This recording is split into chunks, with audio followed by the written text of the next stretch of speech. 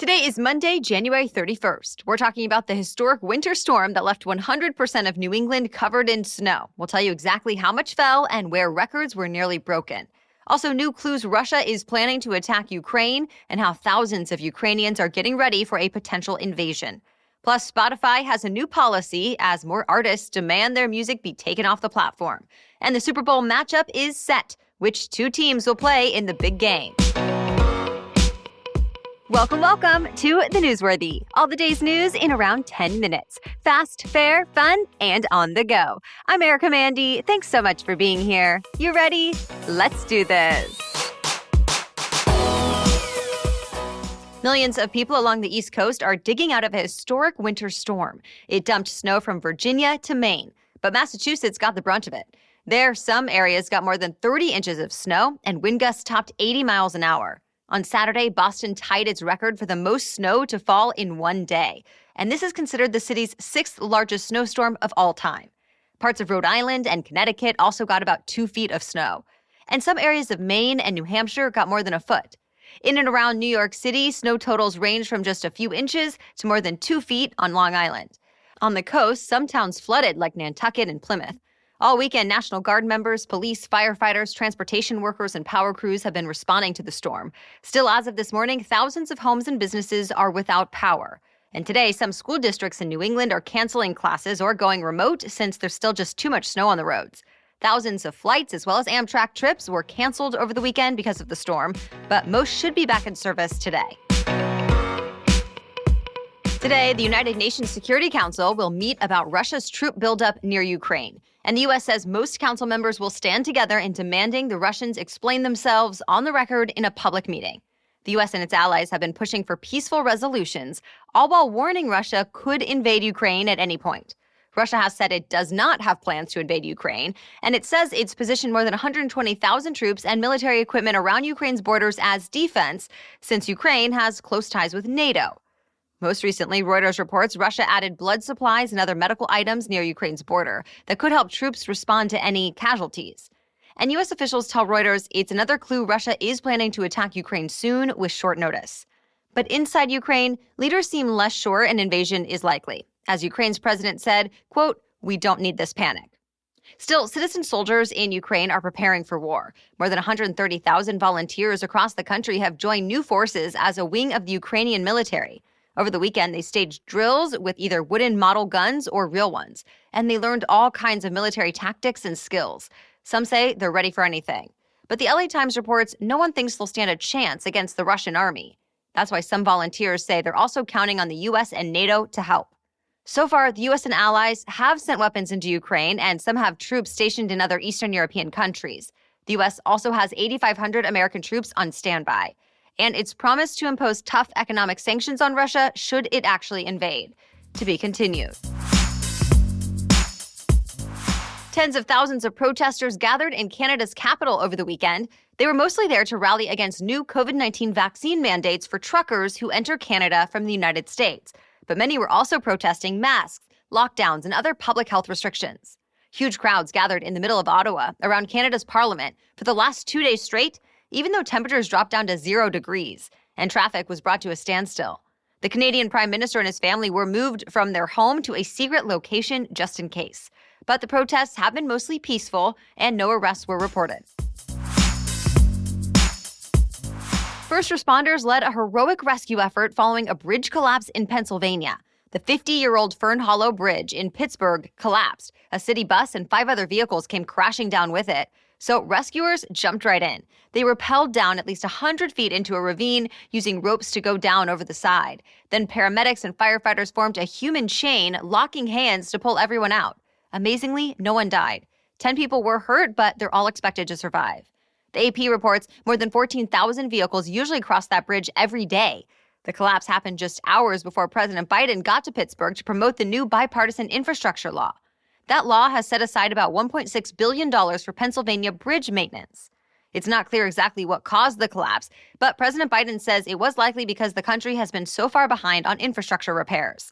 An inspection back in 2019 put the bridge in poor condition, and the U.S. Transportation Department says the U.S. has nearly 44,000 other bridges in poor condition now. More news is coming up, but first, let's take a quick break to thank our sponsor. In 2022, I'm looking forward to continuing to commit to and even improve this podcast while also being there for my family. So I've got my hands full, and I know you have a lot going on this year as well. So with all that running around we'll be doing, why not have a new pair of shoes that will last the whole journey? The Rothy's experience is always a combination of quality, comfort, and style. I know that everything I buy there will last a long time and be ready to wear out of the box with no blisters or hassle. Rothy's has both casual and dressy styles for both men and women, so you'll always find exactly what you need. Insanely comfortable flats, sneakers, loafers, ankle boots, and more. I actually have a new pair of flats on the way right now, and it's such an added bonus that everything Rothy's makes is better for the planet. They've repurposed millions of water bottles into their signature thread that goes into every single one of their products. Hit the new year in stride with a fresh pair of Rothy's. New customers get $20 off your first purchase at rothys.com/newsworthy. That's Rothys, Rothys, rothys.com/newsworthy. Again, new customers get $20 off your first purchase at rothys.com/newsworthy. Spotify is adding warnings to some of its COVID-19 content as the controversy grows over Joe Rogan's podcast. And at least 2 more artists have told the platform to take down their music. Remember, it started last week when Neil Young accused Spotify of helping to spread life-threatening misinformation about COVID-19 vaccines because of its exclusive deal with popular podcaster Joe Rogan. Young said Spotify had to choose him or Rogan. So Spotify took down Young's music. Now, a couple other artists, like 8-time Grammy-winning singer-songwriter Joni Mitchell, followed Neil Young's lead. And others said they would if they still had the rights to their music. Plus, Spotify was reportedly overwhelmed with requests from customers asking to cancel their subscriptions over the weekend. So while the streaming giant is still not pulling Joe Rogan's podcast, it is making a couple of changes, specifically when it comes to info about COVID-19. For starters, the site published its rules about what's allowed on the platform and says it's testing ways to better highlight those rules to creators. Plus, Spotify says it's adding a content advisory to any podcast episode that talks about COVID-19. The streaming site also responded to the growing criticism by saying it knows it has a responsibility to find a balance between supporting and not censoring content creators while also protecting listeners. 410,000 Kias are being recalled because their airbags might not deploy in a crash. The problem is with the control unit cover that can damage an electrical circuit, and in turn, that could deactivate the airbags. The recall includes certain 2017 Forte coupes, Fortes from 2017 and 2018, as well as Sedonas and Souls from 2017 to 2019. If you drive one of the affected models, you can take your car to a local Kia dealership for a free inspection. And if it's needed, the mechanics there will update the software or replace the part altogether for free. So far, there's been 13 customer complaints, but fortunately, no crashes or injuries reported. The stage is set for Super Bowl 56. The Los Angeles Rams will take on the Cincinnati Bengals in less than 2 weeks. This will actually be the lowest-seeded Super Bowl matchup in history.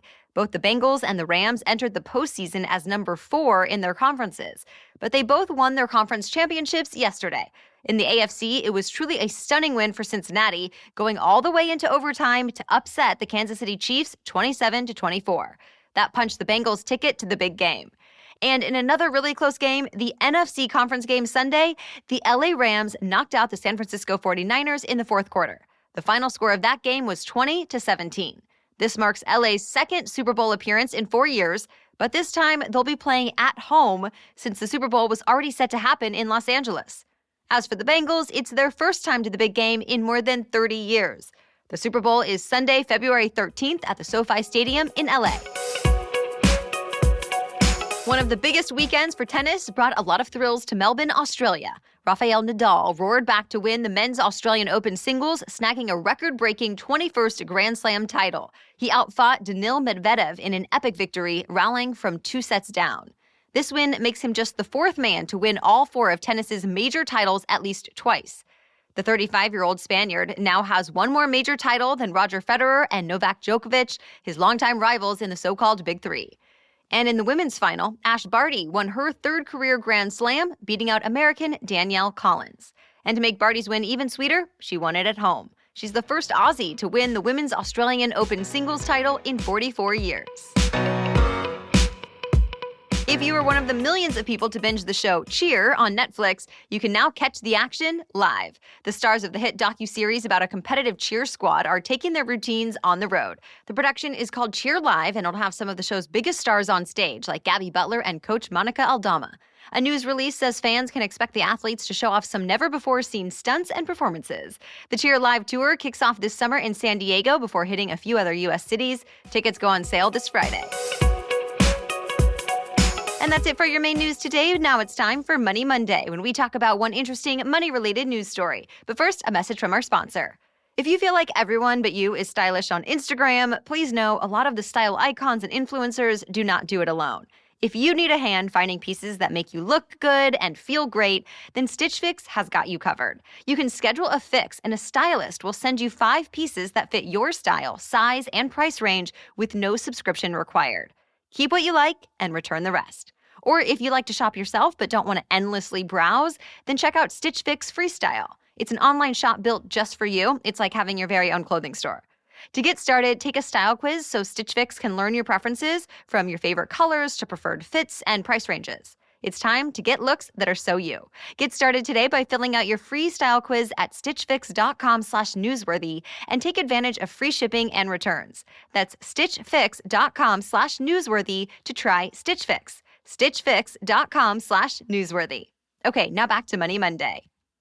It seems people went on a luxury car shopping spree last year. High-end brands like Rolls-Royce, Bentley, and Lamborghini thrived in 2021, while most of the auto industry struggled with supply chain shortages.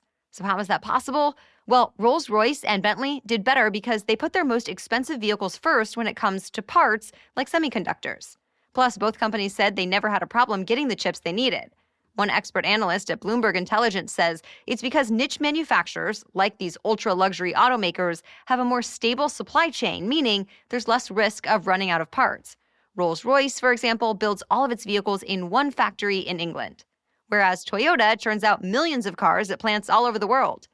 As for the car sales, Rolls-Royce, for example, sold more than 5,500 vehicles, which is a record. Still, it pales in comparison to mainstream auto giants like Toyota that sold 2.3 million vehicles just in the U.S. last year. Still, for Rolls-Royce, sales were up 49% from 2020. Those cars are tailor-made and start at $300,000 apiece. Bentley also sold 31% more than the year prior, and the cheapest new Bentley has a $160,000 price tag. So why were people all of a sudden pulling out the big bucks? The CEO of Rolls-Royce said he thinks the high sales are thanks to people adopting a new life is short motto during the global health emergency. He pointed to people wanting to splurge since travel or eating out wasn't really an option. But one Cox Automotive exec says it's simply because the rich got even richer. All right, thank you so much for listening today and every day. We'll be back with much more news to know tomorrow. Until then, have a great day.